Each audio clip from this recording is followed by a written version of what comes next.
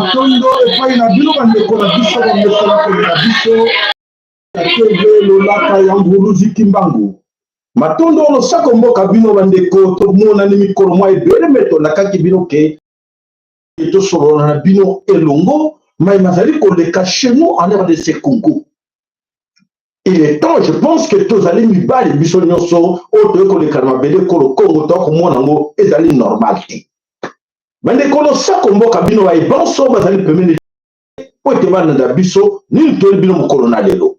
Nkembo na nzambe tata nzambe ampungu tulendo nkembo na ba oyo bonso bazakona na biso to peseka losako na biso po ete solo tata nzambe ampungu tulendo azali kati na biso oza kopesa biso mayele makasi pe bwanya ya kobundela ekolo Kongo esengeli topesa na matondo na kombo ya mvuluzi kimbangu ja ntungunwa matondo na kombo ya mama kipa mvita matondo na bankoko ya biso. Je dis bien bankoko ya biso ya mabota na biso na bango et puis tokokende na bankoko yo babundela mabele kolo Kongo oyo bayebaki bokasi ya mabele wana babengaki.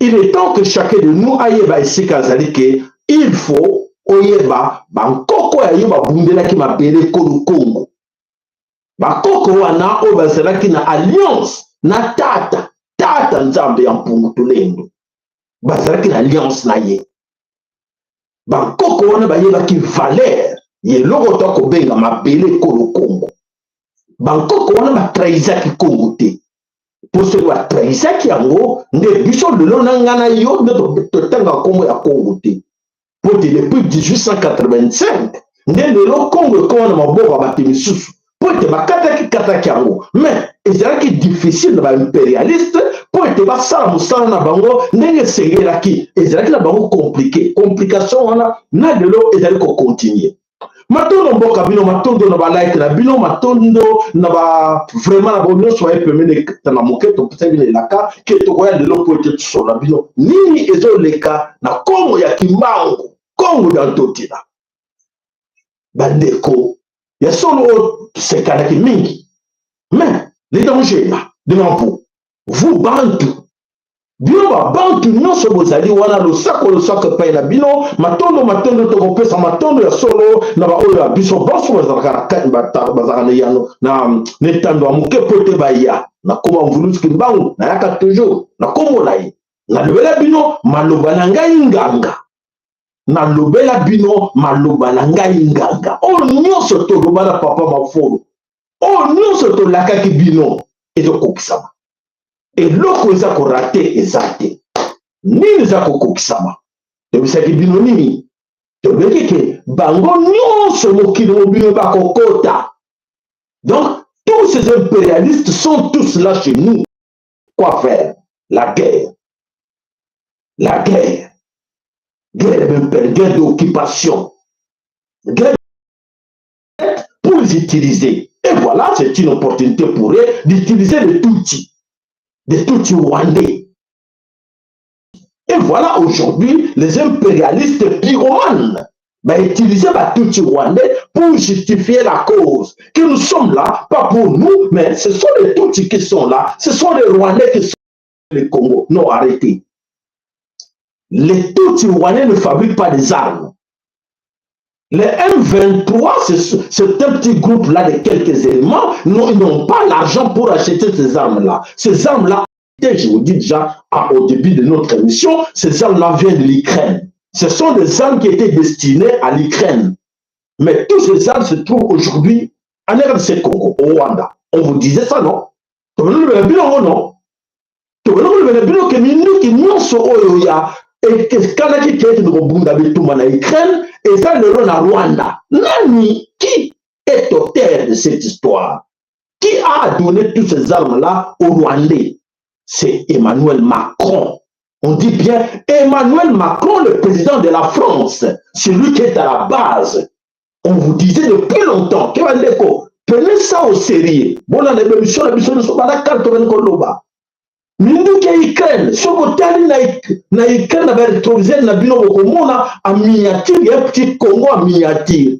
Je vous le disais, non? Non, on bombarde. Naïba ndeko, bota la miniature na Congo, bokomona donc ce botali, pardon, ce botali guerre ya Ukraine, na ba rétroviseur na bino, en miniature bokomona ya Congo qui se cache là derrière. Nous voici là aujourd'hui. Et voilà, effectivement, la guerre est là chez nous. La guerre de l'Ukraine est là chez nous. Pourquoi vous plairez? Ne pleurez pas. Ne pleurez pas, parce que pour expliquer maintenant sur les A à Z. En tout cas, préparez-vous. Préparez-vous à écouter et préparez-vous à partager ces messages-là à tous les Bénin Congo tout d'abord, à tous les Bantous. Parce que le problème du Congo, ce n'est pas le Congo. Ce n'est pas le Congo seulement qui est visé. Mais c'est l'Afrique centrale. Ils vous ont arraché déjà l'Afrique du Nord. L'Afrique du Nord, en ce moment-là, est entre les mains des autres. Afrique du Nord, c'est là qui bantou. Mais de l'Afrique du Nord, bantou, et ça aussi bantouté. Et comment, banani, et comment, projecteur, ils ont lâché. Mais tout le plus important de nous écouter. Même les miens, les gens, je vais continuer à vous expliquer la situation. Alors, l'Afrique bantou, aujourd'hui, Banatou, bien le nord de l'Afrique, les gens, ils sont sous la bantouté. Et il y a une beauté, et comment il y a une et tous ces présidents bantous de l'Afrique centrale, de l'Afrique australe, pas Afrique Nord, président bantou, ils sont là, c'est tout à fait normal. Ils s'attendent seulement à marcher sur les tapis rouges. Ils sont prêts sous l'injection des autres, et non, faites ça. Il est obligé de le faire. Mais ils oublient qu'on les utilise. Et demain, c'est leurs enfants qui seront esclaves, qui continueront à être esclaves dans les années à venir. Pourquoi? Parce que ceux qui contribuent aujourd'hui, et ils pensent que non, c'est normal parce que, oui, dans leur loge, dans leur truc, on leur demande de le faire. Et ils sont obligés d'accepter de le faire. Voilà les côtés où on a poété sur le topé Sabino Nyonso en détail. Où ils ont les cas, je m'appelle le Congo. Je m'excuse encore. Moi-même, Katani, moi je continue.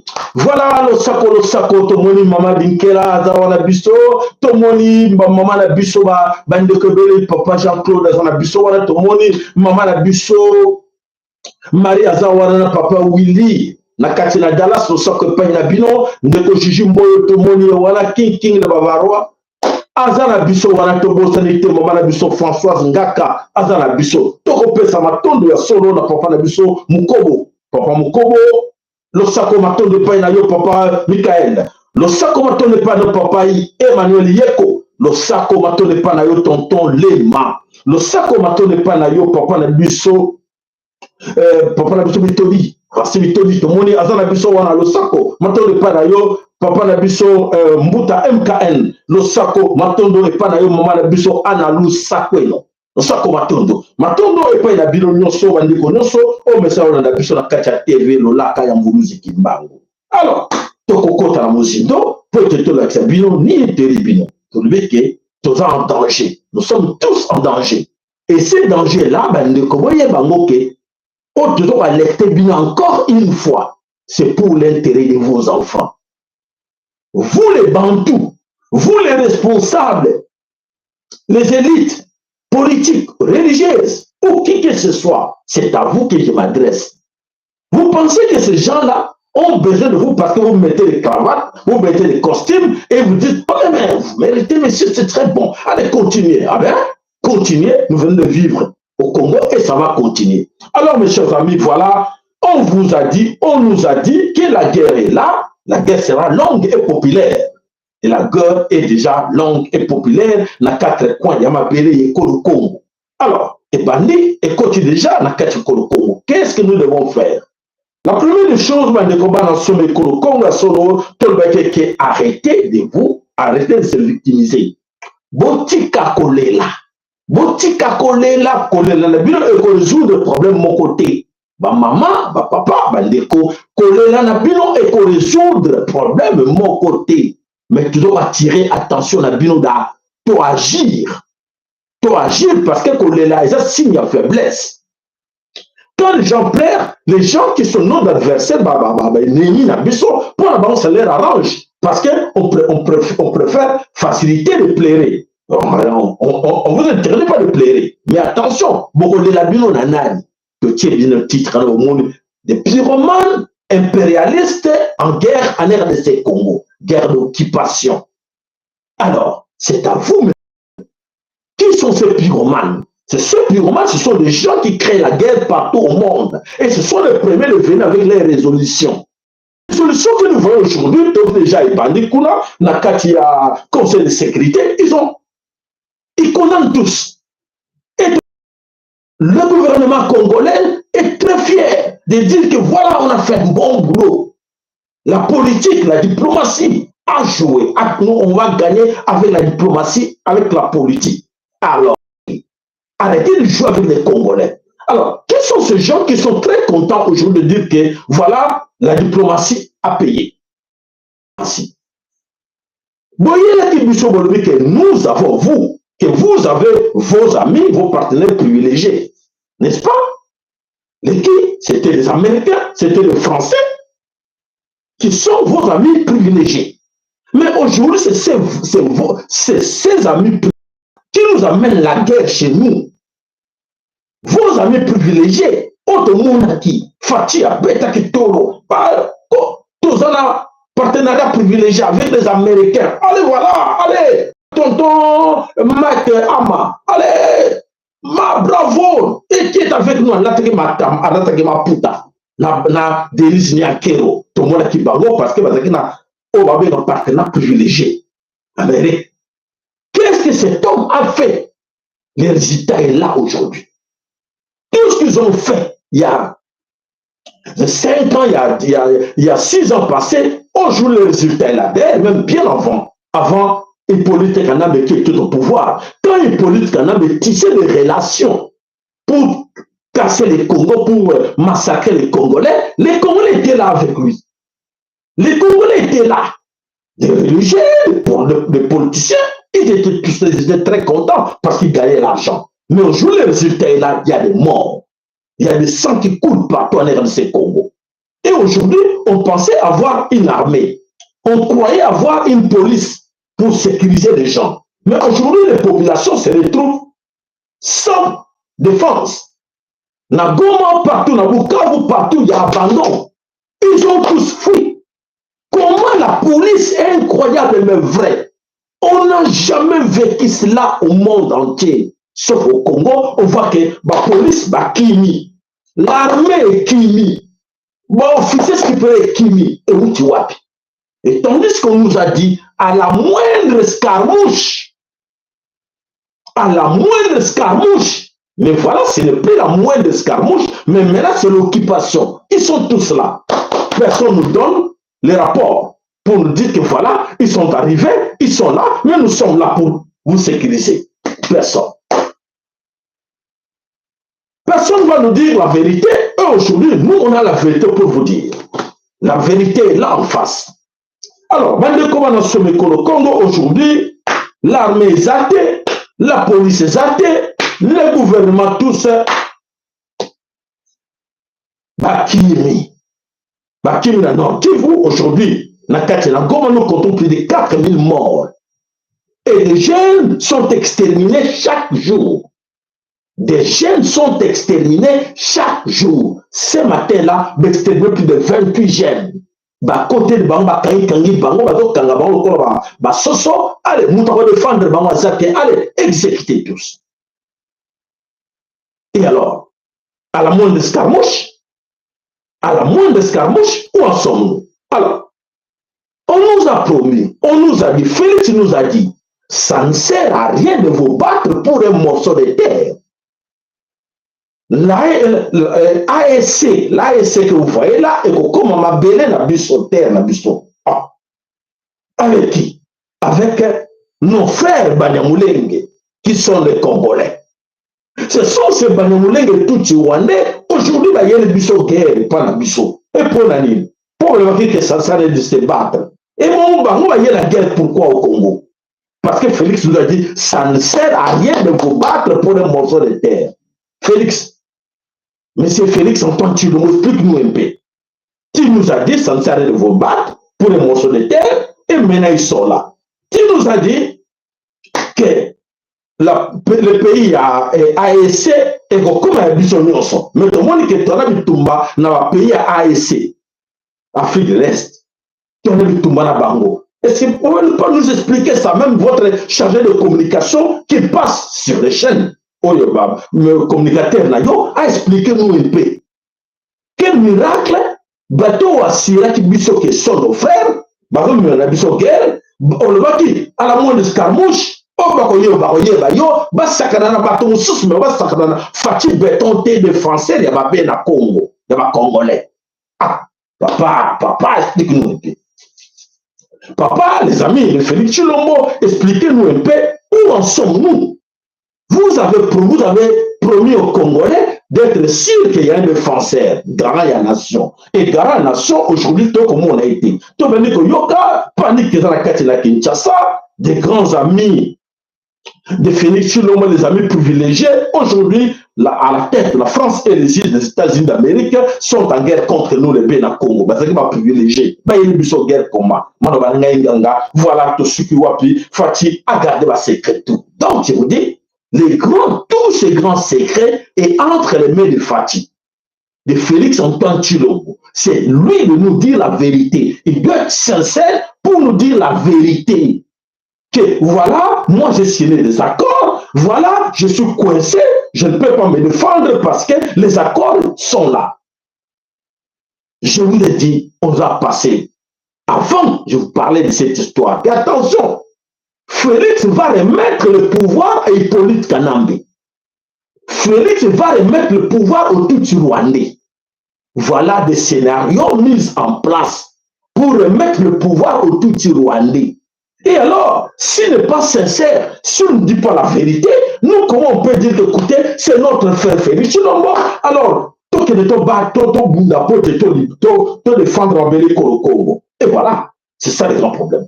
Voilà le combat national au Congo. Aujourd'hui, Félix a sa sincérité, a bombé ba secret, a l'incolo mais a yébi bien que tout type ba secret oui, il y avait des contrats entre Bango, il y avait des accords entre Bango et aujourd'hui, on voit que seulement nos frères Ouazalendo qui se battent aujourd'hui en RDC Congo et alors, Bissot, tous les Koye battent, Bandekona armée.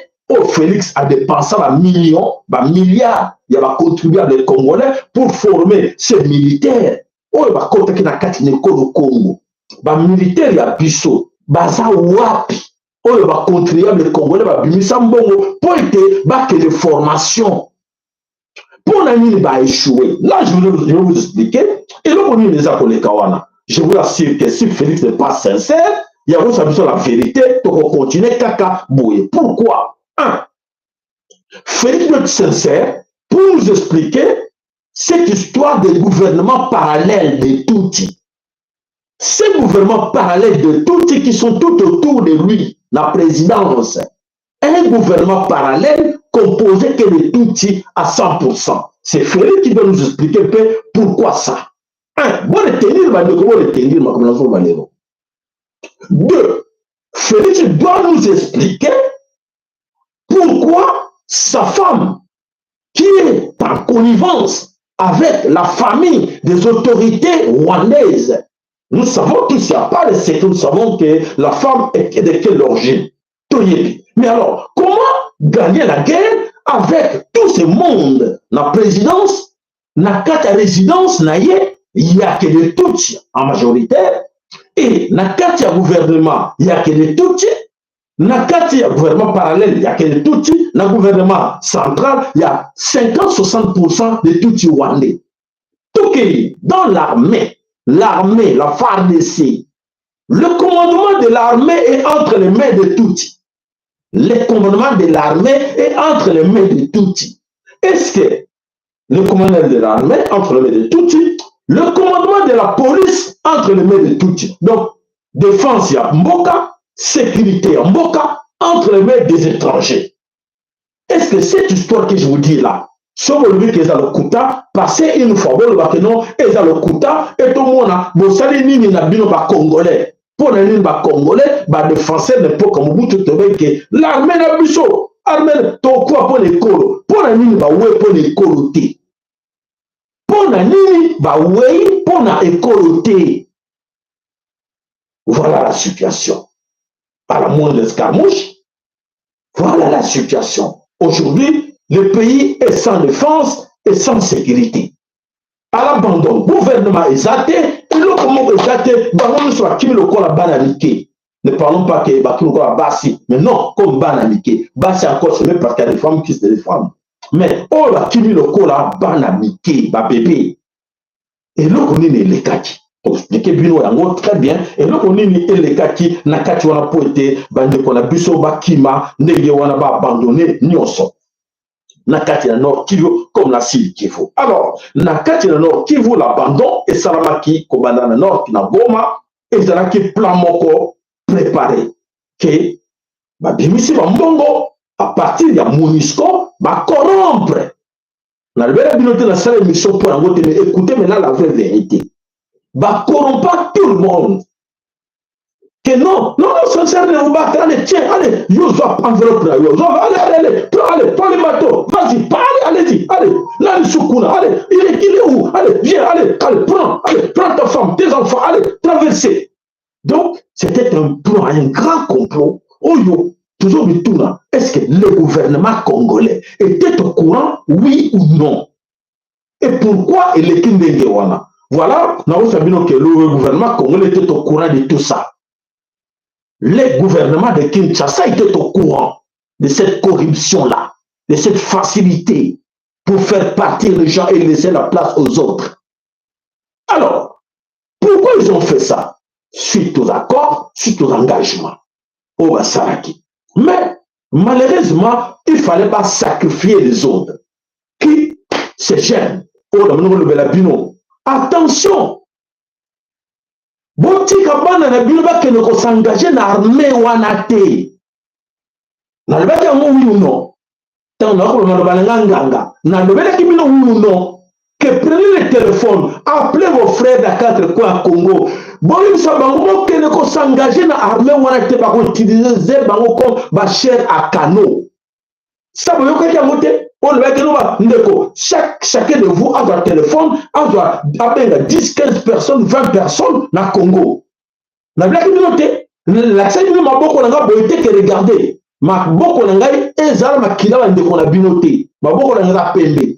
Ma kila de qu'on a binoté, ma boko n'a gâté. Parce que vous étiez tous alertés. Voilà. Non, mais vous avez au salakene maman, vous toujours les lalero. Ma maman vous a la lalero. Vous avez combien de personnes? Pour les besoins de bébé ya bana na bino na kati ya FARDC beza ko traîner kuna na kati na kati na Goma. Besoin de bazo massacrer bana na bino ya ba na ba tenir ba militaire ne ba kimi de l'eau plus de 16 véhicules ba leka kuna ba massacrer ba motu bana na bino. Pour aller pour te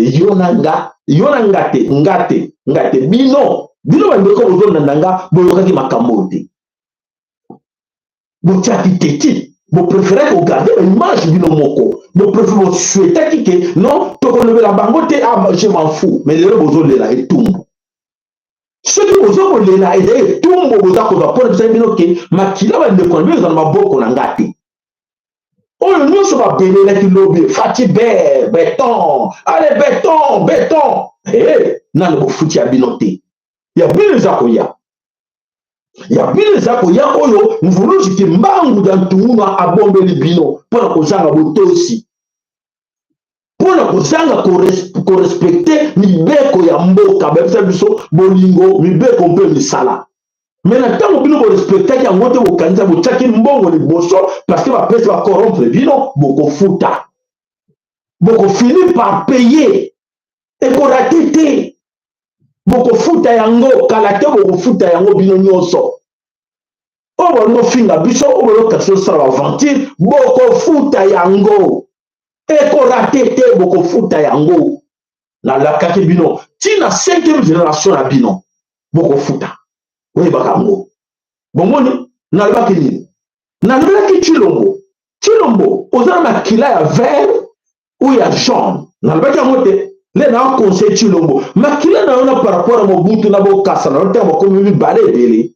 plusieurs fois na ntembo comme kami balé bokasa na Mobutu bazali na makila ya rouge yo ozana ya vert pour te maquiller na yo affaire et que ça la différence que oyo bango ba viva o ba famille na bango ba viva yo ko vivre yango te alors que je sais pas histoire là ngai na za wana ba partenaire ba na ba mi privilégié ils vont pas me faire ça ah bon voyons voir totala ndenge nini ekosukela biso na ba oyo nyonso bakanisaki ke ekoleka me ekoleka te eleka te eleko wana ekoleka te mutu moko akosechape na yango aza te po ete ezali makambo oyo nzambe atindaki na Congo ntango na ye ezali koya bamama bandeko ntango na nzambe tata nzambe ya mpukutu lelo ntango na ye ekoki ntango ya kalunga ekoki. Qu'est-ce que nous allons faire? Alors, mes chers amis, vous comprenez que l'ONU était là, MONUSCO, l'ONU était là pour corrompre les gens et les faire partir et occuper. Mais, comme il y a ngai wana comme le bango et comme le français et comme le occidentaux nyonso bazo comprendre te pays a ndenge ni tout ça ba OK ba sakana ba pays nyonso mais Congo na toti la te Congo na toti déjà paradis ya nzambe mabele wana eza ya nzambe spirituellement bazo kokate depuis longtemps pour le labino to tika to ba soute me bazo kokangote pour nani ya ngoto vous sabino siko bino boyeba rod ni bo jouer siko bino ba bela Congo. Voilà mes chers amis, Babantu lelo bazali placé dans le cas d'extermination, bango pour la bango faut exterminer Babantu nyonso. Alors tokenda ki na kati na Bukavu toko mona ki na kati Bukavu, bamboka nyonso ko facilement, Goma eko ya facilement, bakati na Bukavu eko facilement, ba soldat bango nyonso ko facilement ba occuper mboka. Ba occuper Bukavu. Bakiti esika otobe de la kati, ba mai ba banda. Na kati na Sud Kivu, na kati na Fizi, na kati na Uvira, et comme bango compliqué. Bandeko, Uvira n'est pas tombé. Uvira n'est pas tombé. Uvira est toujours entre les mains des Wazalendo. Bah, on va circuler, et ça va y kuta. Uvira est toujours entre les mains des Wazalendo. Et les Wazalendo boss. Bah, ils travailler. Mais pas avec l'armée congolaise, pas avec la police congolaise, mais les Wazalendo. Les résistants Wazalendo ont décidé de récupérer tout. Et par hasard, on a vu dans les images, quelque part, on a vu la présence de Hippolyte Kanambe, alias Joseph Kabila. Ronini a joué na Katia. Il y a passage wana kobanda na Goma, résidence oyo Hippolyte, oyo Corneille Nanga azo vanda na Katia na Goma, eza ndaku ya Hippolyte Kanambe, Joseph Kabila. Résidence oyo baza ko vanda na Katia Bukavu, ezali ya Kabila. Et bamoni Kabila azalaki na oyo bakobenga général ya Kotumba. Consul ne peut s'amaki toreke, bah comme na katina Uvira, Kabila a bengisi, bah notable non sur la katia vida Uvira, a baniko corrompre bango pesa bango ba enveloppe, ba lubi bobi sa banana bino ba bundate, bana bino ba bundate ba enveloppe pesa kaboli mbongo, lokola miwa pa mikate, akaboli na katina ville ya Uvira, mais nzambe ya mpunguto lendo amakasi, akaboli me vers combattant, balobi, pas question. Résistant, balobi, pas question. Toko CDT. Bossele Goma, Bossele Bukavu, Uvira, et ne tombera pas. Voilà, Uvira, Ezawana, malgré corruption, il y a Hippolyte Kanambe, Joseph Kabila, mais Uvira, est toujours entre les mains de Wazalendo, Oyo, Bazali, Nakatina, Uvira. Alors, bon, Nakatina, Uvira, le frère Wazalendo travaille. Et voilà Bolanda. Oyoza Kolanda Siko, bazo travailler comment? Bazali force, ya armée, ya mbokate, baza na aide, ya gouvernement, dotation, babiloko tu ya gouvernement, ba nangote. Mais bazo bunde la Congo, ndengeni. Batouana bazo bunde la Congo comment? Bon, tout na yonanga tout se poser la question, maman, tata, besoin de la biso, se poser des questions. Bandeko wana bazana ba famille, bazana bana, bazana ba responsabilité, ba charge ya ba classe à bana, mais ba décider ko bundela école Congo, mais bazo bundela ngo comment, bazo trouver mbongo, d'après bino mbongo et uta kaka na occidentaux, oto yebi po bino subola na mbongo pa na bango, yeba ke ba occidentaux topé bakolo ba papier, bakopesa jamais ba papier wana na ba wazalendo, bakopesa bango jamais, minduki bakopesa jamais ba wazalendo. Mais bazozwa makasi wana ya kobundela ekolo Congo comment. Voilà mes chers amis, to expliquer bino nyonso comme ça chacun de vous à comprendre sans abitumba oyo et lo on eza kosala parce que toyebi makambo lekana na province wana trop bien. Ba wazalendo baza wana sans aide au gouvernement, sans aide ya personne, mais bazobunda pona bolingo ya mboka.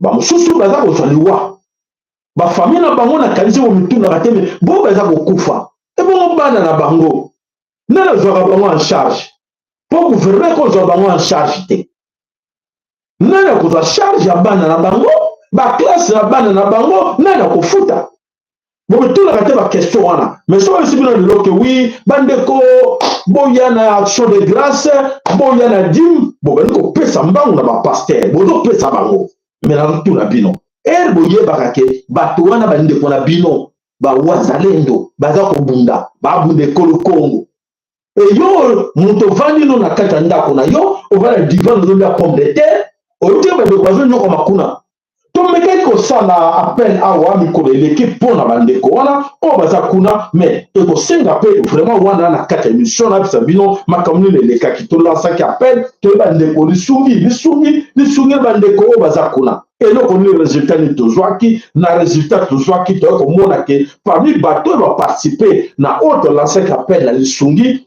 toyei komona kaka famille moko famille tokotanga mwa kombo se bango bakomprendre bamosusu bakolinga te kombo na bango etangama famille wana yaya na leki bango mibale moko aza na Belgique moko aza na Suisse bango bato bango bapesi bango mibale mama mibale mama mosusu kombo ezali na bompe elandi mama wana azali na Belgique pe mama pesi na mama Lisi kuta bapesi bato kaka 4 wana oyo bapesi 336,15 € oyo tozwi bokolobela biso na momo oyo mbongo tozwi totinda na groupe oyo bazali na Sud Kivu totinda na bawazalendo oyo bazali na Nord Kivu po ete base replace bisika bazali bakutana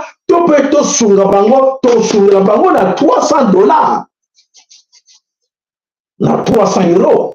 Natangi na kanzi bandeko mosusu balinga batanga bakombo na bango te mais nayoki kotanga natangi kaka komisa bakoyeba bango moko oyo bapesi oyo tomoni comme lisungi yango wana oyo tolansaki appel tozwi yango wana bosikomo mituna bino moko tokoganye guerre yango ndenge nini mpo kobana sud kobana Nord Kivu ntango bandeko bangolela na Nord Kivu tomonaki leki bandeko mosusu bazalaki na mwa problème 2 personnes seulement bakontrole mpo totindela bango tokimisa bango lesika babombanaki 2 personnes oyo papa na biso Willy na Dallas na mama Marie na papa na biso tonton Lema basalaki geste na papa Mokobo 3 basalaki geste po ete tofaire déplacer bato wana na papa na biso Benjamin je me souviens encore notanga bakomi parce que il faut tozala bitumo tobunde kozala sincère tolo ba vérité konso ndeko alors bakomi tokotanga tozana ba congolais boni na libanda imaginez-vous lelo bandeko baza kobunda mpo na ekolo Congo babundela bandako na bango te mais bazokufa mpo na ekolo Congo mais yo papa yo mama oyo nzambe atia na mabele ekolo Congo alobi mboka wana ya yo esengeli na yo batela yango mais bandeko baza kobunda mpona badefendre mboka yo baza kolela balanse bacri d'alarme bosunga bango mpo babunda ekolo Congo toluki déjà lokola cotisation tolobaki na bino ya 300 boîte moko ya masasi oyo ekobeta eza 400 lobela biso sikoyo tokosomba boîte moko wana ya bambuma ndenge ni mpo bambuma boîte moko obeta na 30 minutes esili na 15 minutes boîte moko esili siko bolobela biso bandeko ya biso tozokonte gouvernement te tokonte l'armée te tozokonte bango te mpo bango baza na bango na kati ya coup baa kati bacomplice mais bato wana badefendre nord kivu bandeko na biso oyo baye komonaki me bato baza na bango eloko moko te baza na bibundeli ya makasi me bakongo baza koutilize yango mpe te e baza kolifaa mpo babi terrain bien te biso so tozalaki na bibundeli nde bato bazwi goma te nde bazwi bukavu te nde bakokoma bakoavance te mais complot elekaki monene complot ya gouvernement congolais complot ya communauté internationale oyo baza na nsima makambo nazolobela bino sikoyo mais biso moko bacongolais toza kotala kaka tosouete topréféré kolela kose victimiser ah biso bana baza kokufa sikomolobela bozolela bino na nani bandeko na biso boza kolela bobisa ngai boza kotala biso matondo balike na bino matondo balike na bino bozolela bino na nani mpo boyebi ke monde entier kobanda 1885 1885 basala complot mpo ete babotola biso mboka wana ezalaka ya bango sikoyo bino bozolela mpo ete bango bayoka mpo olobi non to banolelaka comme ça communauté internationale eyoka communauté internationale bango bazobundisa biso sikoyo bino bozosala ko tokosala sitting torebundela bango wana na ambassade états-unis bazosekane biso toza babolole parce qu'on ne comprend rien du tout. Avant qu'ils nous respectent, ces gens-là, il faut pas sentir la force derrière Bissot. Avant de respecter Bissot Congolais, il faut pas sentir force. Alors, tout quel côté spirituel? Côté spirituel, Nzambé ne travaille pas avec des fainéants. Les gens qui aiment la facilité. Nzambé travaille avec la bangoté. Nous avons travaillé à bateau, non, cet homme, si je donne cette responsabilité, à Gomu de l'école au Congo, à Gomu de la paix, à Coco, on a eu valeur nango. Mais bien, vous avez valeur nango té. Bah, Congolais, vous avez valeur ma belle école au Congo té. Mais bah, il y a un collègue là, bah, il y a un concert de mettre à Makuna, tout qui est de concert de Robina. Ah, c'est la malédiction. Oui, Robina. Ma belle, nous avons tiré la banque, on a dit, on va défendre nango, donc nous avons préféré Robina. Ok. Donc, voilà la situation que nous venons de vivre à l'ère de ce Congo. Les 7 ans, on ne compte pas les 18 ans où la continuité des Kabila, Hippolyte Kana, M. Kabila, on ne compte pas ça. Mais on compte les 7 ans que nous, on croyait avoir un fils du pays, comme Félix Antoine Tshilombo, à la tête de ce pays-là. Mais les 7 ans-là, c'est du gâchis total. Les 7 ans que nous venons de passer, c'est du gâchis total, sans armée, sans la police. Non, sans gouvernement. Donc, on comprend que non, il était là seulement dans le voyage. Félix était là à l'air. Et ces gens-là, Nébuchadnezzar considère que tu ne peux pas former l'armée, tu ne peux pas. Donc, c'est-à-dire que, oh, nous sommes ces gens qui vont mentir. Que non, attirer des soldats, des formations na Israël, na Égypte, tout ça. Et c'est là qui va mentir pour tout le monde, soldats va monalité. Ça n'est pas comme côté. Preuve, il y a mon. Et alors, espérons toujours qu'à ça un plus avec la diplomatie. Vous voyez que la diplomatie, on a bango bazokoloba, et ça va boba, et ça va blabla. Oh, les sanctions, c'est pour vous calmer paix. Et voilà la France a télémis. L'Angleterre a télémis, les États-Unis a télémis pour être ça va sanctionner les États-Unis dans Rwanda. Mais arrêtez de rêver. Arrêtez de rêver parce que ces gens-là vont sanctionner à Rwanda. Va ventir, va ça partout dans le monde. Va sanctionner, mais on s'en fout. Quelle sanction? Est-ce que Kagame a évité que ça va sanctionner plusieurs pays, na Iran, na Russie, ça va sanction, mais la sanction, on va besoin de l'autre. Kagame a évité l'autre. Pour Kagame a évité au courant, il y a que non, ils sont nos amis. Babani a un mandat d'arrêt contre ce pays. Mandat d'arrêt contre Essamani. Pour que Baton va respecter Bissot, il faut tous dans l'esprit, oh yo le patriote, oh que la force C'est avec la force de Ozala, on ne va pas respecter Bissot. Cette force-là doit venir d'où? De ce gouvernement, des corrompus, mais c'est que là. Donc, il ne faut pas espérer à ces gens-là. Il ne faut pas compter sur ce monde-là. Donc, ça veut dire que si tu comptes sur Bango, tu ne vois rien. Pour te dire que béton, béton, béton. Et tout le monde qui me dit que béton, à binoté, béton, au service de tout. Béton, au service occidentaux. Et le résultat est là, il y a plus de 4000 morts. Il y a quelques jours. Et ça continue. Au Koufa, à gauche, à droite. Et la guerre, ils ont poussé na kati ya Kinshasa. La guerre, ils ont poussé na kati na Lubumbashi, na kati na Katanga. Toujours que nous avons, bisous na bino. Toujours que tous les années, bon, ceux qui vont tomber dans la mécanicien, ils vont les camoter, c'est important, tout le monde est là, car tout ça, l'émission Mobimba, allez, tout le monde est États-Unis, Mozawapi, France, Mozawapi, venez nous aider, communauté internationale. Ce sont des impérialistes, ce sont des pyromanes. C'est eux qui sont à la base de cette histoire. Et Bissot, on n'a pas besoin de tout prouver dans le contraire, tout prouver par la force et non par des blabla, des émissions. Il y a on tire dans la salle sur l'émission à cause de ça. Des blabla, les gens aiment bien ça. Ah, boya, bandeko, allez, boya, allez, maman, yo, allez, ma congolais. Ok, on est cool à des bails, c'est là qu'on a sans moi. Mais là, on s'en va, bandeko. Ne yabitumba. Eza de mosolo. Pona kolonga eza mosolo botia. Ale bakimi. Bon mona bangona. Eh oui, biso ngala kotia, papa sala, biso to kotia. Bakimi, bachaka te. E ba bi bo bundele ko Congo. To bundele, me ba mpinga wana ba ba ndeko na biso ba ko bunda. L'armée nationale du peuple Congo ba bunda na nini? Ba ko somba ma sango wana na nini? Ba ko somba yango na nini? Ok, bon, je pense qu'il faut encourager les gens qui aiment bien la facilité, qui aiment bien plairer. Je vous demande de continuer à plairer. Eh ben, maman, c'est un chungo, bon, continuez qu'on est là. Le besoin de la wana, et Emmanuel Macron, on va le mawa. Bah, Américain, on va le mawa, bah, Congolais, bah, les lignes, mais toi, tu as le mawa. Po ba mingi po bandeko ebele oyo baza na kati ya christianisme bango nde bayela bino makambo wana christianisme nde muteyela biso makambo wana ke non tolela kaka tofukama kaka tolelaka na biso kaka tolelaka e bango bato bayelaki biso yango baza très content na yango ke les congolais n'ont pas encore compris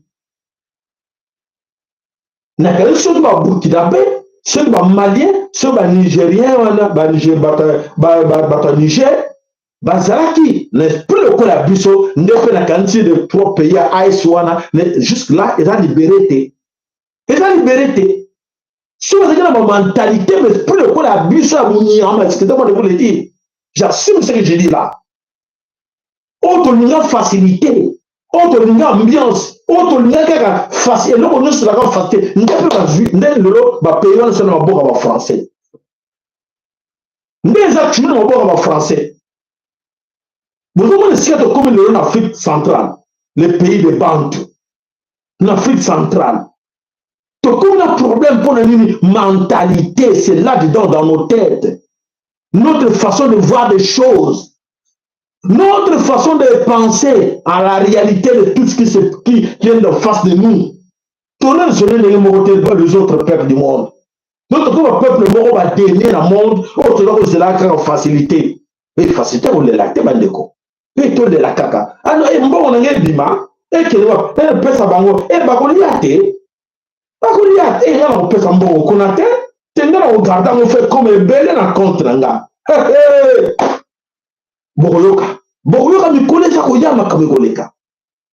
Il y a des gens qui sont même au Congo, qui travaillent même au gouvernement, qui ont beaucoup d'argent, mais c'est la malédiction. Mongo wana beba tchango, pela que non, et boudeko, Congo, bachete. Babomba mbongo na bandako mingi bazoluka nini ya okimisa mbongo que le tchaka na paradis fiscaux que le bon mbongo na babanka mindele bazozela ngo pour basi basali alerte bazozela que non oui maintenant bambongo ko bimepele oyo bacompte africain oyo nyonso eza déjà na plus ya 1 million de dollars. Il faut saisir, faut totuna ye mbongo azwi wapi approuve biso quel salaire azwaki po tazala 1 million na compte na ye bamoma difficile bo baoccidentaux bazosepela nango mpo bakorekipere bambongo wana nyonso na banani buzoba ya babe na Congo, buzoba na biso babantu.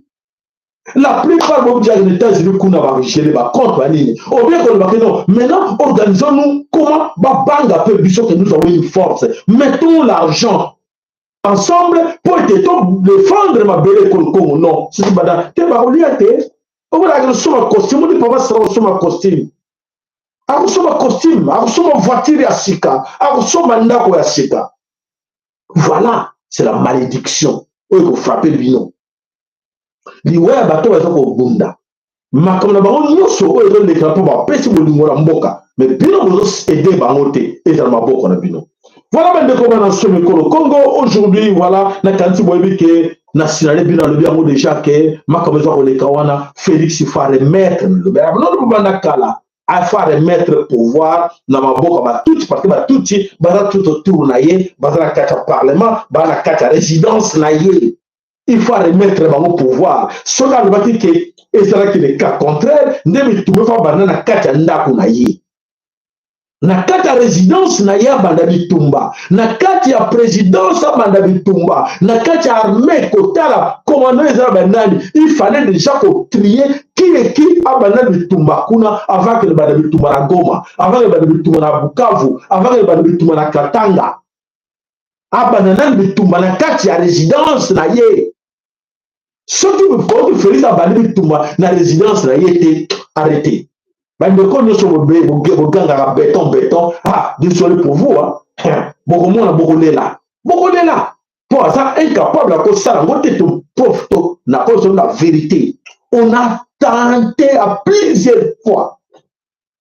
Biso to tenté il y a 4 ans passés, 5 ans passés, à plusieurs fois, que ça approche na Chilombo pour leur faire voir les dangers qui nous arrivent. Tenter d'éviter ma camo nyonso. Parce qu'on était déjà au courant de tout. On savait ce qui devrait arriver. Tout le monde contacter ma proche naïe. Baka sayen, les gars, mes frères, té. Félix a couru ma camo yé moroté. Félix a couru mon de nous sur quoi la tête la piège pour bande ko ba okufa. Un jour, tu contactes à Congo.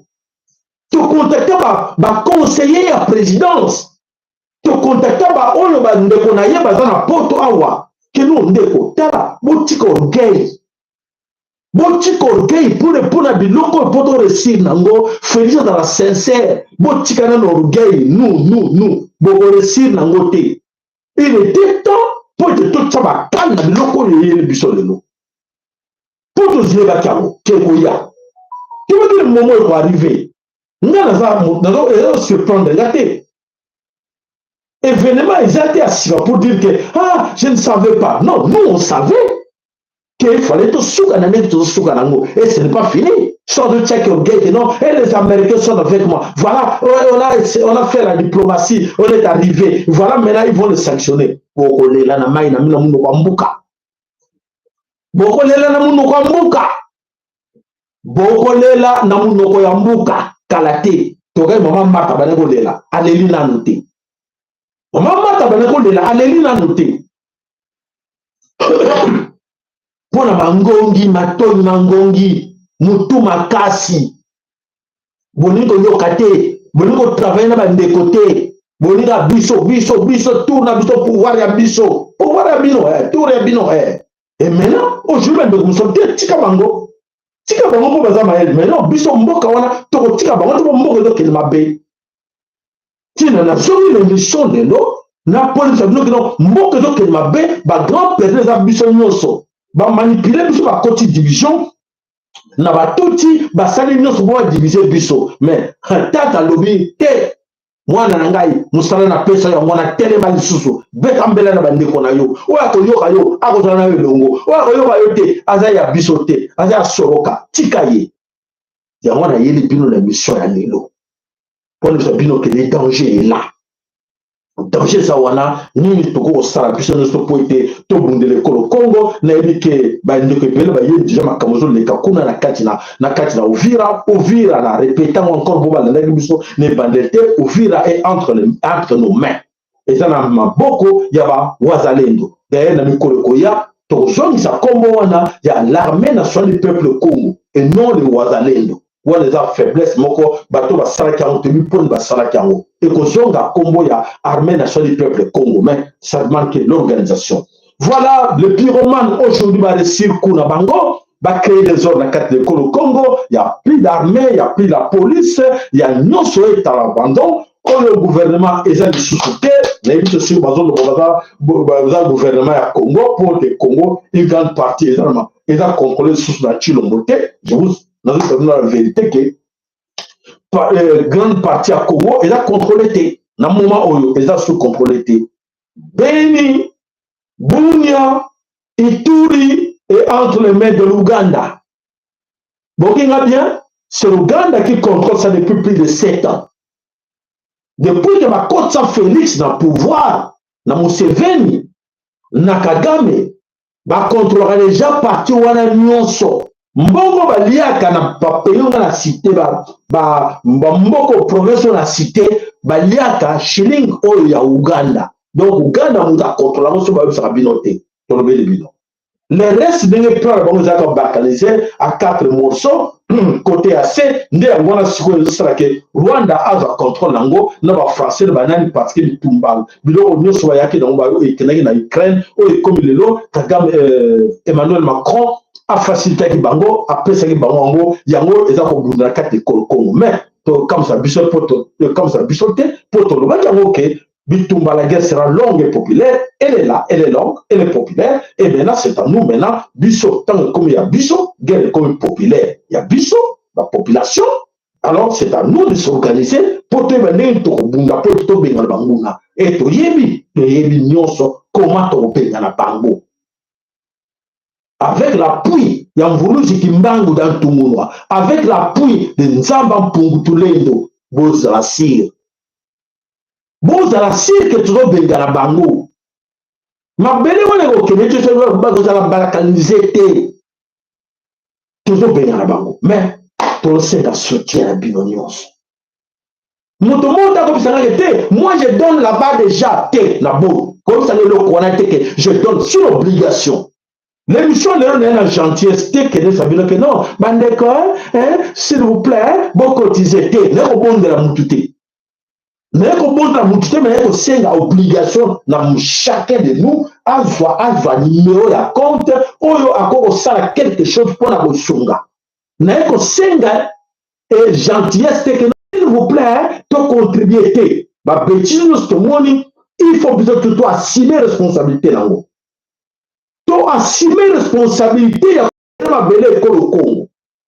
C'est tout le Rwandais au Bazali wana au bazo profiter na makamuno sur Congo ba moni biso lokola basi mais c'était ba maman ezaka ndenge lobeli mais toza biso so bana mikete voilà pour mettre tout chaka terme wana toza biso bana mikete bana na biso maman za biso mi batata bana na biso bako kota na makambo te mais baza concerné parce que toza ko bunda eza pour le terrain na bango nyonso mais ngai na yo to luka ndenge tout ça la pote to libérer ma pele wana po eza bakoko batikela biso eza devoir na biso ya ngai na yo po ete to libérer yango to na maloba te nazo répéter yango encore une fois to libérer Congo na maloba te mais to libérer yango na ba moyen autre tient à disposition bande ko na biso baza ko bunda po ete ba sauver Congo to tini numéro bo baza numéro na téléphone te la kanti numéro de téléphone eza wana te to pesa bino numéro de téléphone Oboko Benga Ezali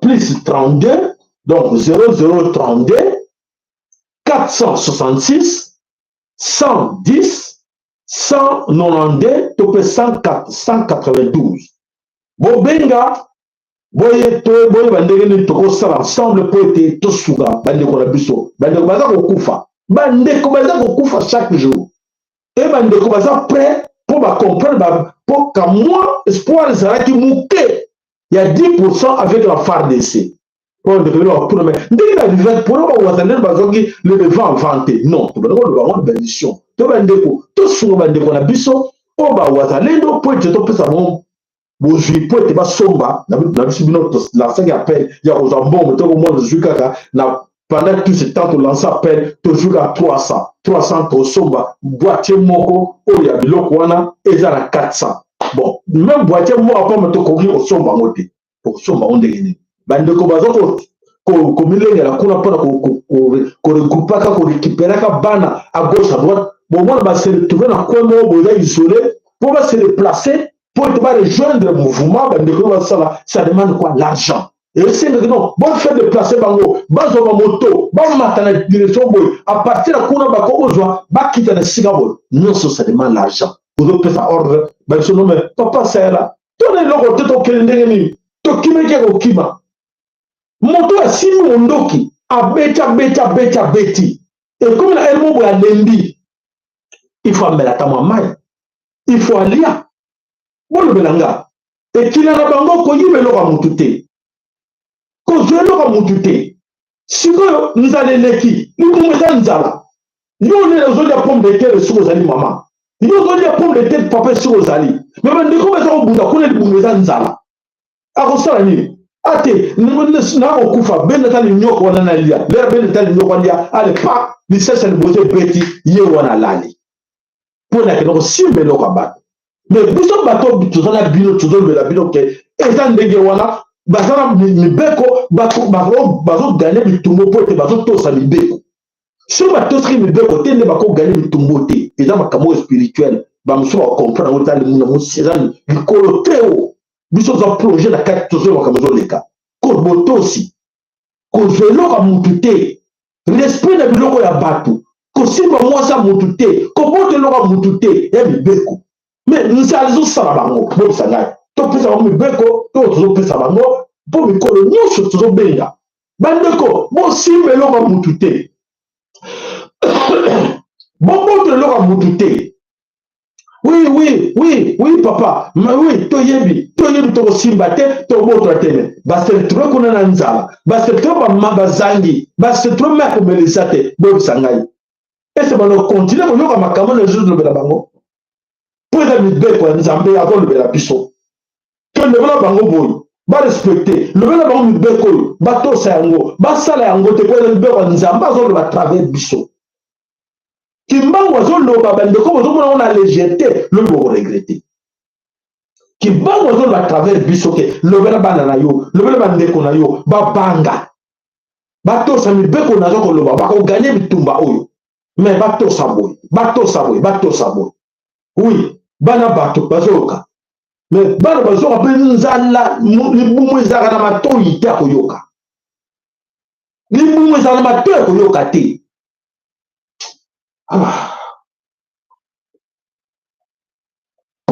Voilà bandeko to wana teke po ete to banoko supplier bino to banoko bondela bino po ete to sunga bandeko na biso tozolobela bino ke boza na obligation mutu nyonso limité montant te oyo aza na 10 000 atia eza bendiction mpona ye oyo aza na 50 000 ana 1 million atia tona besoin mbongo ebele me mbongo ngo esika kouta eyebani te netutike na maboko ya nzambe ye moko ayebi ndenge nini asala biso basurprise mikolo eza koya mais tona besoin lisungi na bino tona tokoloba te tokoloba su te oyoka me mibeko yebi te loba eyebi te zwa mikro lobela bango mpo moto moko aseskize te partage émission na bandeko nyonso oyo nyonso oyo yebi lobela ye tozali na moins de temps tona temps mingi so akoperdre te mboka eza na problème gouvernement bayibi bambongo batia babombi na mboka mindele bazongiseli bango mindele gouvernement congolais donc c'est-à-dire moyen to compter sur bango eza te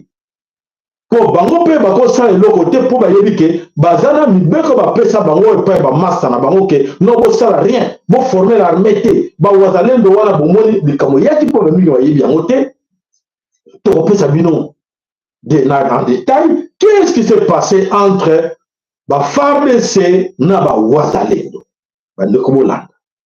Souvenez-vous encore de mission lorsque beka ki bikoleleki to bana ko lobela bino to lobi ke non ba wazalendo ba ebengaki bango ba réserviste oyo yaki na kombo wana muta liboso ba réserviste ezalaki Justin Nkwira oyo azalaki bras droit ya Félix Tshilombo asalaki pose morale na bango aétouffe bango to bana ko lobela bino à l'époque na makambo to atakaki ya kotumba boyebi yango tobaki na chaîne oyo bazwi babana na biso badeplace bango na nord po bakende koextermine bango tolobaki yango na chaîne kaka oyo ke bokeba tobali kopesa balete ke bokeba bana na bino bakota na arme te mpo te bakoutilize bango komba chair ya canon bandeko ebele bayokaki te eleki wazalendo na FARDC eloko nini eleki kobanda na nord Kivu bandeko na biso tozalaki na bango elongo oyo bawazalendo e bazoexplike biso badossier tout ke voilà papa tona moyen te ya kosomba po tozosomba 400 avant tobande kosunga bosala tozosunga mais moyen te tokoka te na bapoche na biso moko ti tolembi bon solution tozwi tosala approche na FARDC solution bazwaki basala approche na FARDC comme ça bazala bayoka mibeko ya FARDC comme ça FARDC epesaka bango ata bambuma tolobi bon moi mpe tosala autrement eza te bosala geste wana basali approche po ete barécupere ata bambuma mais FARDC ebandi kotekela bango boyokanga très bien l'armée ya Félix Tshilombo ebandi kotekela bamunition ezotekela bawazalendo oyo bawazalendo bazobundela mboka mais consigne epesami na Kinshasa ke bopesa bango bamunition te bozokanga très bien bo bayeba makambo te nazobimisa bino yango nyonso kolanda bopesa bango bamunition te mibeko wana euti ape euti na Kinshasa te euti na Kigali c'est à vous de répondre donc ne donnez pas les munitions na bawazalendo babandi koprive bango bawazalendo babandi komona mwa eza te ekomaki na moment moko boye bawazalendo bazokende nzoka te baza piége na baFARDC mpo babeti bango masasi na mokongo tata comme bana bambuma wana edendaka mais baFARDC sima biso te bango babeti ale pape bango mpe babeti bango mpo mibeko eza ndenge wana so moto abeti mpo betaye bango mpe babeti apui ekomi ke bon bosolola tosolola très bien bazala na bango bandoko ozala na bango malamu mpo na kendenge bango bazwa mpe akela mopo tosala mosala moko to défendre mabele ya Congo Kinshasa epesi consigne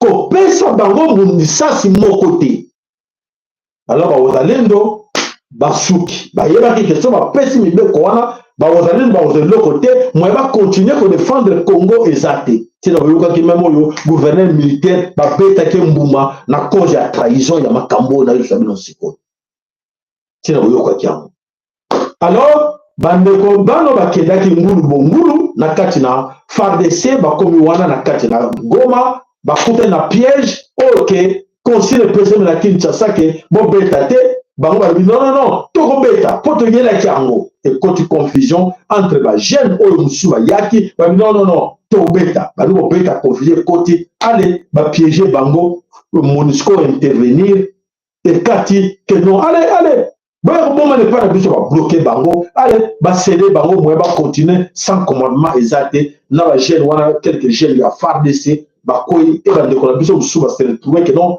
baza bango moko bamoni ke vraiment baza coincé moya osala autrement eza te bake kobombana bombana na baparke bisika mosusu voilà bake kobombana bisika mosusu na lelo oyo bato baza kobombana bakiti bakatisi Bukavu baye na Bukavu même scénario na Bukavu déjà bayebi ke eloko elekaki kuna avec MONUSCO et le gouvernement congolais la corruption na Bukavu déjà corruption yaki avant bayebiso basoldat bokende bayebiso bokende fongole bino nzela gouverneur ya Sud Kivu bomonaki na moto azokima na moto alekende na Uvira na nini na Burundi nzela yango wana bokende na Burundi ale bino nyonso bokende bango nyonso bani kotambola bango moyen na les enveloppes bapesi mpe bo enveloppe banani batikali bawazalendo batikali wana gouvernement ekei moi ça autrement ça te bon va benani c'est pour que batona ba yena rokito permis nanani na gouvernement congolais à la moindre escarmouche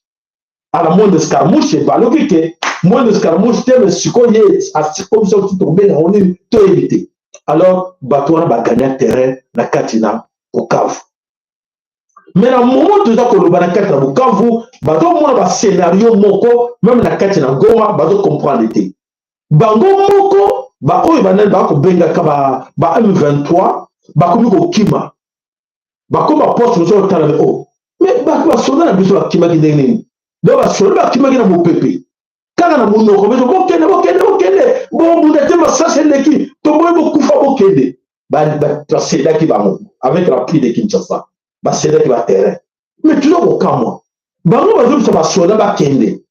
Si vous avez plaidé auprès de l'ONU, auprès de la communauté internationale, la diplomatie, que non, vous condamnez Rwanda. Ah, gouvernement y a bino, l'armée y a bino, la police y a bino, baza wapi. Il y a un moment même dans Tchad, quand on député tchadien, il tombe qui m'a dit comment. Où sont la carte Tchad out, ceux qui 17 millions. Nous avons bouquet. Les Congolais, ils ont plus de 140 millions. Comment va sauver la bus que nous couvre pour les Congolais? Voilà la situation où on est dans Afrique. On va voir la bus tout ça va bouloler. Comment tous on a plus de 140 150 millions? Comment bus le Luka intervention et malien, intervention et tchadien, intervention et burkinabé. Mais bus tout ça est belé dans la bus. Mais il y a quelque chose qui ne va pas, non? Vous comprenez l'histoire des les alliés. Dans quel il y a quelque chose qui ne va pas dans nos têtes. Tout ça, toute l'équipe africaine, nous sommes pays dans Bango, dans Mingi. L'armée congolaise, l'armée, il y a Congo, il y a Zaïre, l'époque, et maintenant, Bangui, ça va payer ou à Nyoso. Et vous comprenez comment l'armée en Kesa a affaibli. Comment l'armée congolaise, aujourd'hui, la police congolaise, elle a affaibli. Sauf que c'est une complicité qui va de Congo, bon, on peut s'en communiquer. Sauf que c'est une complicité avec le gouvernement congolais, n'a qu'à ta présidence, total à Malamu. N'a qu'à ta gouvernement, total à Malamu. N'a qu'à ta armée dans la police, total à Malamu. Pays où ils en ont plus de 40 millions. La population. Et là, nous sommes à aide. Nous avons un pays où ils ont 20 millions, où ils ont 30 millions, où ils ont un soda. Mais c'est trop malade, c'est tout la maison. Bien. Nous ne sommes pas malades quelque part dans nos têtes. Vous allez pays le plus riche, il y a planète, pays, nation la plus riche, il y a planète. Plus grand, il y a Afrique, un pays du troisième. Mais tous l'armée, tous la police, et tous le gouvernement, il y a cravate, on va donc attaquer l'avion. Est-ce que tous les gens, si tous les gens sont malades, vous êtes? Comment tous les pays, plus ils ont la richesse, nous sommes bons en bon mission, mais tous les gens ont la défense, et ce sont riches. Qui ont fait que Tozanga défense, car bateau sont partenaires la mission privilégiée. On va détruire l'armée, on va détruire la police, on va détruire le gouvernement. Mais mission sont peut-être vraiment beaucoup de combien de fois Félix est allé voir Emmanuel Macron s'agenouiller auprès d'Emmanuel Macron? Nous, on savait qu'Emmanuel Macron était complice depuis plus de 10 ans, 15 ans passés. Est-ce que lui, Félix, ne savait pas qu'Emmanuel Macron a complice à la déstabilisation à Congo? Tout le soleil va aller. Tout le soleil va aller. C'est là où nous avons fait raisonner. Il est temps de comprendre, d'arrêter avec ce fanatisme, avec ce tribalisme. Il y a une stratégie, fanatique, tribaliste, pour ne pas réussir l'armée, tout ça en côté. Si on va valeur pour valeur, il y a une nation, et il y a la défense. Valeur la nation, et il y a comment défendre la population, bien avant. Mais population, moyen de défendre. Pourquoi on va appeler maintenant aujourd'hui que nous avons un ministre de l'Intérieur? Le ministre de l'Intérieur des années. rôle ya ministre ya défense ezani bolobelanga soki bakoki même kodéfendre bapopulation na bango te oyo lelo ka groupe oyo barebele ya quelques rebelles ya soi-disant M23 oyo baye na kati ya ekolo Congo babengani tout le monde. Est-ce que bino na kati ya kinshasa boko respecte encore boko tia motema ke oui te toza na défense totiaka maye ndenge mobutu abandi koloba natiaka mayele nanga likolo na bino lokola botelemi awa na confiance na armée na est-ce que vraiment Félix akoza courage en lobango 7 ans qu'il est au pouvoir, 7 ans qu'il est au pouvoir. Est-ce qu'il peut oser avoir le courage, l'audace de se mettre debout pour dire que j'ai une armée? À cause du courage, on a mis en bateau. Il y a plein de gens à se justifier même que non, écoutez mes chers amis, ce qui s'est passé dans la carte de Nord Kivu, ce qui s'est passé dans la carte de Bunagana, on a vécu cela depuis de temps, ce qui s'est passé dans Bukavu, dans tout ça. En tout cas, mes chers amis, je vous mets encore, faites-moi confiance. Et ça cause 5 à ce que tout peut faire confiance. Ceux qui peuvent Félix, normal, Mouto peut normal. À cause c'est encore confiance et en armée. Donc, dans le moment où Félix va démissionner, dans le moment où il va démissionner pour l'armée exatée, la police exatée, les rebelles vont traverser Congo Mobimba. C'est la complicité. Bon, c'est la complicité de l'Orbelanga. Voilà la situation. Maintenant, c'est à nous de trouver la solution. Parce qu'il ne faut plus compter sur les gouvernements. Ils sont tous des corrompus. Il faut compter plus sur ces gens-là. Parce que tu dois compter dans le bango, tu vas perdre le bana, tu vas perdre le négo. Parce qu'il y a un plan d'extermination bantou. Il y a un plan d'extermination de bantou, bien. Ce plan-là, ils ont collaboré à partir de 1885. N'a le continuaka pour exterminer Babantu, yo Bantu. Na beliste na bino Babantu. Botu na nan bango président Afrique wana. Botu est-ce que makamona zo loba na kosi. Bon, j'attends vraiment au soir même ba konti, ba ministre ba PDG bananke. Est-ce que makamo papa sera zo loboyo. Plan extermination Babantu. Na kosi. Botal combien on te perdre depuis Mokile Banda Mokile. Tu dois compter de l'eau plus de 12 millions. Ce qui va chiffre 18 millions de Congolais assassinés. Bon, c'est une guerre ni les bombes dans bateau temps comme ça. Au bilo besoin revenant. Et ça continue. Ça n'a pas arrêté que non. Ah oui, dans les archives de Tanga. Mais non, ça continue jusqu'à présent. Ils continuent à nous massacrer. Avec l'appui de tous ces pyromanes impérialistes. Il laisse ces gens-là, il leur donne les moyens pour nous assassiner. Et nous sommes là derrière eux. Oui, il faut donc que nous plaider. Il faut vraiment préparer un bon français là. Sur le petit français, vous êtes bourrés, des idiots. Et ça demande le français là-bas. Si ça demandait le français, je pense qu'il y a des Makambo et Zatera Congo depuis que vous êtes au pouvoir. 7 ans passés sans armée, sans police, sans sécurité en Moka. Moi, on a besoin de m'ailler. Où sont ces gens intelligents, intellectuels? On leur est capable parce qu'ils disent non, si je suis là, je dois défendre. J'ai un devoir. J'ai un devoir pour défendre la nation. J'ai un devoir pour mettre les choses en place. Dis-moi, qui parmi ces gens-là vous pensez que, oui, un jour, sera quelque chose que vous attendez encore? Voilà, bande comme on a sommé Congo, on a qualifié au mieux sur Tolobela, Bino Toloba, encore le lot, pour la commission Bino, qu'il est temps que chacun de nous a une responsabilité dans beaucoup pour que tout le monde dans ma cambo, oyo, la biso, la carte de Congo, et oyo la biso. Bah, on va avoir séparé que ça, et tel bango, va avoir complice, va regretter. Tout ça, ennemi na bangote, tout ça, ennemi na binote. Nous avons pas petit biso, tata, nous avons pour tout les lots. Vous nous qui m'banga lobby. Baza benemi na yote. Baza bande kona yo. Lobela bango. Nani?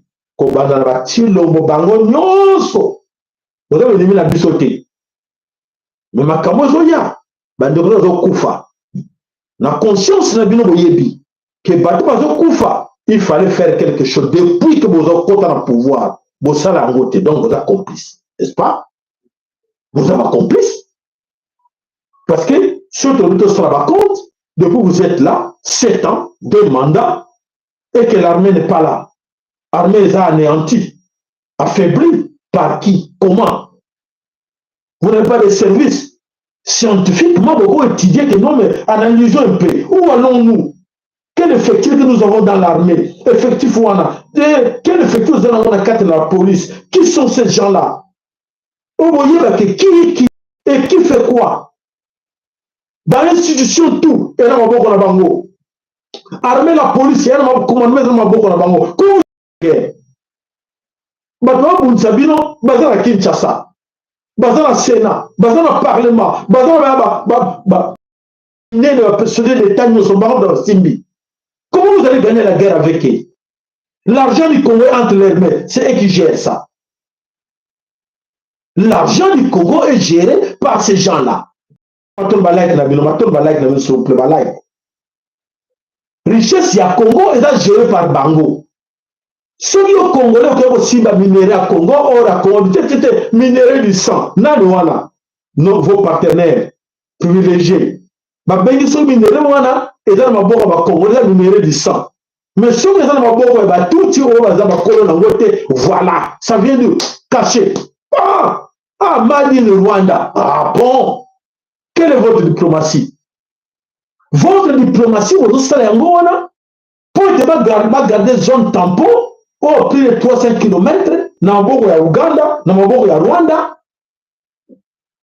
Arotiki yango vous avez 7 ans état libinoté, cette histoire.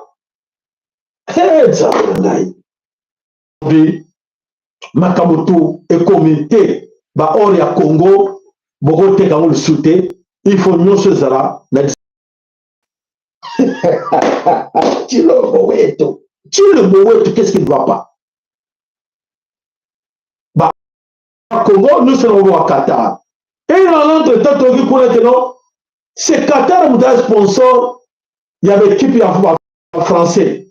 Tout le ministère n'a pas ministre des Affaires étrangères qui va maintenant plaider. Non. Alors, on va attaquer l'équipe Paris Saint-Germain, l'équipe de Sodenon,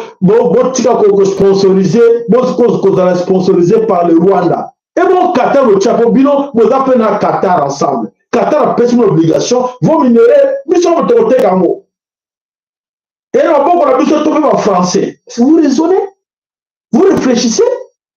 Minéra Congo, quelle malédiction! Minéra Congo, mon père n'a pas encore plus d'argent, plus de moyens pour ma biso. Yo quand dit que vous avez un bon malam, vous avez un bon makina bande korayo. Est-ce que vous raisonnez ou pas? Raisonnons s'il vous plaît. Ne pas la bateau albaka, tala simazoga montu. Zobozonga batu. Voilà bande ko balance le Congo na kanisi. Et le contrôle, on a répété encore qu'arrêtez de ces histoires-là de diplomatie. Arrêtez de croire que le Rwanda va respecter ses engagements-là. On va dire que non, va sanction pour le Rwanda, on va condamner. Arrêtez. Arrêtez s'il vous plaît, vous allez là-bas. Il y a des intellectuels qui croient à ces histoires-là. Bon, on demande pas seulement aux intellectuels de croire. Il y a aussi des gens, même qui encouragent encore ce mal-là. Pourquoi encore la diplomatie internationale qui va faire quelque chose pour sanctionner le Rwanda? Mais arrêtez, c'est quoi cette histoire? Prouvons tous ces gens-là par la force que nous sommes capables, avec plus de 130 millions de Congolais, nous sommes capables de défendre notre nation. Bateau va combien? Force et l'équipe à sa population. Mais la population est utilisée par le pouvoir en place. Batiki, criminel. On massacrer ma population pour diminuer le nombre de jeunes. Ma monter ma stratégie. La stratégie à Kounoula. Tout le monde pour la ligne, mission, il faut exterminer les jeunes. Et c'est le gouvernement congolais qui utilise ça. Si les outils dans Rwanda et mais quelque part dans la présidence, on dit il faut que ça la boue. Parce que soit bêtis ma boko. Ah, ils ont malamu, ils ont malamu. Tout le monde va bango. Bozo boumé la bango wapi. Bozo boumé va koulou na wapi. Est-ce que Bano va mériter la mort? Ou va mériter encadrement? Ou va mériter autre chose que ça? Et commandement wana, ou ya ko joa Bano wana ko soit disant que le boumé bango. Et où tu vois? Votre sincère, dites la vérité aux Congolais. Que c'est le Rwanda qui nous a demandé de le faire. Pourquoi on a choses dans la carte de Congo? Bande comme sur le Congo, il y a solo que nous sommes des Kawana, tant que tu es armé, tant que tu es dans la police, Dieu soit divisé par la toute Salampunda. On perd le temps, on n'a pas un gouvernement. Ce sont tous des corrompus. Ils sont derrière la stratégie ou Batuti. Donc nous sommes quelque part condamnés de vivre cette histoire en live, mais nakoya pour assurer puis n'encourager puis encore. Ne vous en faites pas. Alors pour clôturer, ne vous en faites pas. Nzambe oya kele ko le Congo. Oya kele ko le Congo. Bon, ce qui va se passer au Congo et le cas dans le monde entier. Ce qui va se passer d'ailleurs, ça commence à bouger. Ils ne comprennent pas, ils ont décidé, ils ne comprennent pas. Comment ils n'arrivent pas? Comment ils arrivent parce qu'ils ont tout? Bâtir le tout. Bâtir le terrain à Goma. Bâtir le terrain à Bukavu. Mais ils vont rater. Et là, on a le tout éviter. Confusion côté de c'est la grosse mec, comme je vous disais à l'époque. Et je continue à vous dire, la grosse mec qui se cache là, beaucoup de monde m'a besoin de Congo. Beaucoup de monde. Et je sais que Bisso, parce que Nzambe a ça avec le courage. Batolo, bana bolingo amboka, bolingo mibe kompe misala. Nzambe a ça kana bango. Kimbangu ya tumuno alobi, bana bo bangate. Nzambe tata, Nzambe mpugutole lo kalunga alobi, bana bo bangate. Bo bele langa. Bo bele langa, nga mokele ya mboka wana, nga mokele ba minere wana bo bele langa. Bozali reconnaissance na ngai. Bozali kotosa mibeko na ngai. Bonaleki o edoma yela kibino. Edoma yela kibino pose bino en otage. Vous êtes toujours esclaves auprès de Yé. Et donc, vous êtes esclaves plus de 8 siècles. Plus de 8 siècles, et donc, vous êtes comme esclaves. Mais si autant que coquille, bon, on a petit douana, bon, on a mis à l'éléwana, ou et donc, il y a qui bino. Bon, nous, quand on a un coco, on a un bel langa. Nazaki na alliance na bakoko na bino. Nazaki na alliance na bakoko na bino. Mais alliance wana bino bato edome kokosa bino bokaboli na alliance wana. Boluka alliance wana en passant par bakoko na par vos ancêtres. Bon bene na bakoko na bino. Chacun de vous n'a na kokote. Nana botama na nzete. Azate.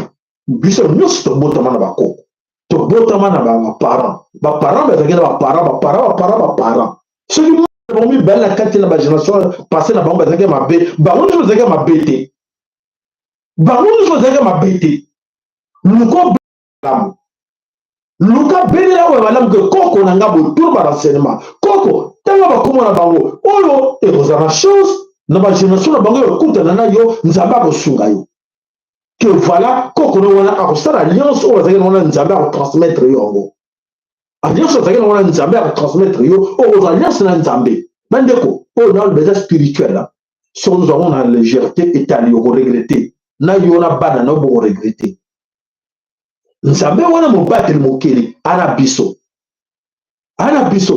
tosali bango bakolonga te so balandi makambo maloba ya nzambe te lolaka ya mvulusi te so balandi lolaka makambo ebimaka na monoko oyo te eza pasi mpona bino pasi surtout mpona bino te me ti na 5e génération ya yo na bana na yo soko olingaka libota na yo soko olingaka bana na yo yo kaka maloba oyo nalobelaka bino natika koloba mais soki na ye lelo nazwi te encore ya kovandela bino koloba esenga na bino botosa mibeko ya nzambe botosa mibeko bankoko na bino batosaki botosa mibeko bankoko na bino batosaki oyo nzambe azalaki na alliance na bango oyo nzambe ayebaki bango na ntango basengaki mai apesa bango mai na tamba senga biloko kolia apesa ki bango biso to koti na tumbu pona nini pona kosaka botosi na biso lokoso to ni to kopie mundele to za ko le dom no se briller que ça orte no se ngenga que ça orte et biso beli ko la ko na biloko ba che ba plaquer ba beza otono la na otono le lango oui peda oui donc te na ngote ya nde nzambe yeyo to belela bakoko edom koko edom eza koko na yo koko ya mundele o Jean o Jacques o Philippe aza koko na yo akoyoka yo te mama akoyoka yo te papa belela koko na yo ye wana nde aza mosantu ye wana aza peme na nzambe soki koko na mosusu koko na moko mibale bazalaki badoki ndenge bobelelaka bango me baoyo misusu liboso toyebi te mosusu 8e 9e génération eleka okokutana na moko lelo kobenga kombo moko obenga ekosetue na kati na bango wana mwana ya boye te akanisi biso tika toya na secour na ye mingi na kati na biso na kati na bino bakoko na bino bazala mawa batalaka bino kaka boye na esengo te me mwana ngo azobelela Jacques te azobelela Saint Thomas te azotala nde makambo ya mokanda moko bato bayeli bango bitumba bayelaki bango ntango bozotanga yango na ntango bozokoluka kaka boserefere na makambo ya bango oyo baleki biso comme piège tata akopesa bino mokongo Vuluzi Kimbangu oyo abunda mama kipa mvika ndona oyo abundela mabele wana aza na esengo na bino te po esengelaki na biso nyonso na exemple tolanda ye bino bamama to mama kipa mvika ndona ndima tia ndima batumba ye mobimba likolo ya bitumba na nani na bafrère jésuite bafrère jésuite yango banani bato bachrétien christianisme bozo mituna bandeko na juste en 1983 minutes bo mituna parmi bino bokobelela dieu d'israël dieu na basalo mais bitumba oyo ekati ya kongo nde nazoya yango basioniste wana ya israel nde bango baza na nsima makambo oyo te bandeni basima makambo obomaka bakongole bango te oyo bazoprepare kena biso tokozwa territoire wana ya biso tozwa kote wana ya biso ko babazotoba biso tokende okota biso bomoni oyo bazobeta bandeko nini te bazoloba nini na drapeau ya noir omoni yango te video etamboli bazoloba nini babeta bakriwe bango babetaka kuna banani bakoteli biso bato wana banani bakoteli biso bato wana papa mama tofungola miso s'il vous plaît to regretter to lobi ezala trop tard que non papa sala bino oloba est-ce que ekwelenga libota na ngai ekokwela libota nyonso oyoki nga te voilà matondo nazwi lisusu mpona kotiela bino eloko oyo nakoyoka soni na yango te me nakotiela bino mpo ete moko na moko na biso ameka koyeba asala geste mpo ete tosunga elekoloko mpona kobundela bele koloko tosengaki moko na moko na biso atia loboko na kati na poche na ye to bozongo tozalaka nango ke bakolia mbongo bambongo mosusu bobwakaka bokende yango na baambiance bokobebisa kopesa na esalaka eloko te mais oyo tosengi na bino nyonso obligation bosala geste mpo ete to kolibere mabele kolo kongo eza na maboko ya banguna voilà matondo na bino